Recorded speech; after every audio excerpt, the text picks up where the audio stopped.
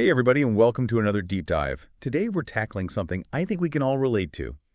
The art of saying no. Oh yeah, that can definitely be a tough one. It really can. Yeah. We're diving into Damon Zahariades' book, The Art of Saying No. Hopefully by the end of this, you'll feel a lot more comfortable setting boundaries. I think a lot of people will relate to this.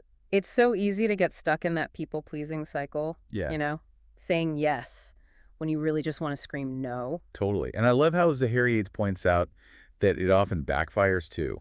Like Yeah. instead of making you feel good, all the people-pleasing can leave you feeling resentful and even burnt out. He even uses the word self-loathing, which I thought was really powerful. Yeah, that's a strong word, but I think it gets at that feeling of like betraying yourself to keep other people happy. Right. So let's think about that for a second. Have you ever said yes to something and instantly regretted it? Like in that moment, you knew you should have said no, but you just couldn't bring yourself to do it. Happens all the time. What makes us do that? Is it about wanting to be liked or maybe feeling like we have to prove our worth by being helpful? I think it's a bit of everything. Zahariades actually tells this great story in the book about being the friend with a truck in college. Always the go-to guy for helping people move. Oh, I've been there. That was me, but with assembling IKEA furniture. Yeah, there you go. It's like you want to help, but after a while it starts to feel like you're being taken advantage of, and you start to resent the very people you're trying to help. Ugh, it's the worst. So what's the solution? Do we just become jerks who never help anyone? No, not at all. Zahariades is very clear about that. This isn't about turning into some kind of selfish monster. Right. It's about setting healthy boundaries so that when you do say yes, it's coming from a genuine place of generosity, not obligation or fear. So how do we make that shift? How do we go from feeling obligated to feeling like, hey, I'm in control here? Well, the first step is understanding why saying no is so hard in the first place. It's just one little word, right? But it can feel so loaded. It really can. Like, why does this tiny word carry so much weight? There's a lot of psychology behind it. Zahariades breaks it down really well. One big one is fear of offending or disappointing people. We worry about what they'll think of us if we say no. Ooh, yeah, I feel that. Like, will they think I'm selfish or unhelpful or that I don't value them? Exactly. And sometimes it's even deeper than that. It's about our own insecurities. We want to feel needed and valued, so we try to earn those feelings by constantly saying yes. And sometimes it feels like there's an element of fear too, right? Like some people are just terrible at taking no for an answer. Yeah, absolutely. They might get angry or try to guilt trip you into changing your mind. Yeah, it's like we're conditioned to avoid conflict at all costs. So it's easier to just cave in than deal with the potential drama. It's really interesting, though, because Zahariades says a lot of that offense that people take when we say no is actually rooted in their own insecurities, not anything we've done wrong. Wait, really? So it's not about me being rude or dismissive. It's about them projecting their own stuff onto the situation. It often is, yeah. They might see your no as a personal rejection, even if you're being perfectly polite. That's kind of a game changer. It takes some of the pressure off. Right. Like, you're not responsible for their emotional reaction. You're just responsible for communicating your own needs and boundaries clearly. I love that. He also shares a little story from his childhood that really stuck with me about how he was always taught to say yes, sir, and yes, ma'am, even if he disagreed. I remember that. It's like we're taught from a young age to put others' needs before our own, even if it makes us uncomfortable or goes against what we really want. Yeah, and that kind of conditioning can be hard to break. So if we're not trying to turn into jerks, how do we find that balance? How do we say no without feeling like we're letting everyone down or being selfish? That's the million-dollar question, right? And that's what we'll be diving into next. Well, that's where Zahariades' strategies come in. He calls them saying no without the guilt trip. And he has some really great tips. Okay, I'm ready for those tips. Give me the how-to, the actionable stuff we can actually use. All right, so the first thing he says is be direct. Like, skip those wishy-washy maybes and just go straight for a clear and simple no. Okay, so no more I'll try or let me see what I can do. Just a no. Feels kind of radical. It does, doesn't it? But honestly, it's super effective. And if you feel like you need to give some context, you can always briefly explain your reason. Not an excuse, mind you, just a reason. Oh, interesting. What's the difference between a reason and an excuse? I feel like those lines can get blurry sometimes. Yeah, for sure. Let's say someone asks you to help with this huge project. Instead of saying like, ugh, I'm swamped, which is kind of vague. You could say, I can't help right now because I'm facing a tight deadline. Oh, okay. So it's about being specific and giving a legitimate reason, not just a general feeling of being busy. Yeah, exactly. It just shuts down that potential for them to say, oh, but it'll only take a minute or whatever. And it also shows them that you're taking their requests seriously, Yeah. even if you can't fulfill it right now. Exactly. Uh, And you're not apologizing for having other priorities. Love that. So direct no and a brief reason if it feels right. What else? What other magic does he have up his sleeve? All right, this is a cool one. He suggests swapping out I can't for I don't. Wait, I don't. That's so interesting. What's the thinking behind that? Think about it. I can't kind of implies that there's this external force stopping you, like you're not really in control. Right, like something's preventing me from doing it. Exactly. But when you say I don't, it shifts the focus to your choice. It's about owning your decision. Okay, so instead of saying I can't go out tonight, it would be like I don't go out on weeknights. Nailed it. It subtly but powerfully reframes the whole thing. I'm going to start using that immediately. Okay, what else? All right, so this one is a bit more strategic. He calls it the referral. Ooh, sounds fancy. Tell me more. So someone asks for your help with something, right? But you're just not the right person for the job, or maybe you don't have the time. Happens all the time. Instead of just saying no, try referring them to someone else who could help. Oh, that's smart. Like if someone wants help with their taxes and I'm like, nope, not my area of expertise, I could say, hey, I know a great accountant who might be able to help you out. See, you're still being helpful without actually taking on the task yourself. And it makes you look good, too. Yeah, like you're resourceful and connected. I like it.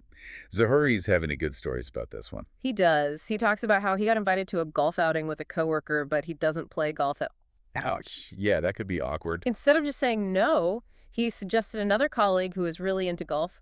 Everyone wins. Love it. It's like a no that actually turns into a yes for someone else. Exactly. Okay. Are you ready for the hard part? Oh boy, what's coming? Those people who just don't take no for an answer, you know the type. They keep pushing until you cave. Ugh. Yeah, we all have at least one of those in our lives. Zahariades calls these the pushy types. And for them, his advice is simple. Stand your ground. Easier said than done, but okay, I'm listening. They thrive on that hesitation, you know? So you got to be firm and unwavering no matter what. So I'm picturing this. They plead, they guilt trip, they try every tactic in the book, and I just keep repeating no. Pretty much. It might feel super uncomfortable at first, but trust me, it gets easier with practice. I guess it's kind of like building a muscle. The more you use it, the stronger it gets. Perfect analogy. All right, so we've got the direct no, the I don't swap, the referral, and standing strong against the pushy types. Anything else? Hit me with those bonus rounds. Okay, so two more things, and these are all about, keeping things smooth while still holding your ground. One is just being courteous. That seems obvious, but I guess it's easy to forget when you're feeling pressured. Right, like your tone can get kind of sharp or you end up snapping at them. Especially when you feel like your no isn't being respected. Totally. But remember, you can be firm and courteous at the same time. It's just about managing your own reaction. So it's like, no, but thank you for thinking of me, instead of, ugh, are you serious right now? Exactly. That little bit of politeness goes a long way, especially if you're dealing with someone who's used to getting their way. Okay, courtesy check. What's the other one? This is all about being proactive. So think about those requests you just know are going to come up, the ones that make you cringe. Oh, yeah, like watching the neighbor's dog, Yeah. helping someone move, the dreaded ones. He calls this saying no by category. Saying no by category. Yeah. Okay, I need a translation on that one. It means you decide in advance which types of requests you're just going to say no to. Certain tasks, certain times, whatever works for you. Oh, I see. So it's like having a predetermined list in your head of things you're just not going to do. It makes decision-making so much easier. You don't even have to think about it. You already know your answer. Genius. I'm going to make my list right now. Yeah. No dog sitting, no moving help, no lending money. Exactly. And listen, you can always make exceptions, right? If it's something you truly want to do or a person you really want to help. Right. It's not about being rigid. It's about having those default boundaries in place. So you don't feel pressured into saying yes when you really want to say no. It's about being in control. Speaking of control, are you ready to talk about the really tough stuff? Bring it on. What's next? Saying no to those closest to you. You know, the people we love. Ooh, yeah, that's a whole different ballgame. It feels so much harder to say no to family and friends. It does, and that's what we'll unpack next time. Okay, deep divers, welcome back. We've talked about why it's so hard to say no, and we've learned some awesome strategies from Zahariades' book. Right, now it's all about putting that knowledge into action. Exactly. It's time to get real-world tactical. So let's paint some pictures here. Let's say you're at work, right? Super busy, deadlines looming, The stress is on. and then a coworker walks by with that look in their eye. You know the one. Oh, yeah, hey, can you do me a favor look? Exactly. And before you know it, they're asking you to, I don't know, just take a quick glance at their presentation, which we all know means like an hour of your time. At least. So in the past, you might have just caved, Right. even though you're totally swamped. Yep, that old people-pleasing autopilot kicks in. But now, you've got your no ninja skills ready to go. Time to unleash them. So you take a deep breath and you say something like, hey, I really wish I could, but I'm up against a wall with deadlines. How about I check it out first thing tomorrow? Well, way more time then. Perfect. Polite but firm. You're offering a solution instead of just shutting them down. And I didn't over-explain or apologize. Exactly. Just a clear statement of your availability. It's like you're training people to respect your time just by modeling those boundaries. Subtly but effectively. Okay, let's try a personal one. You're invited to a party, but you're exhausted. All you want to do is curl up with a good book. Oh man, the introvert struggle is real. Instead of dragging yourself out there feeling miserable, you could say, thanks so much for inviting me, but I'm really beat. I think I need a night in to recharge. Rain check. I love the rain check. It's like a no with the promise of future fun. Right, you're acknowledging their invitation, but also prioritizing your own well-being. Which is so important. Okay, how about a family one?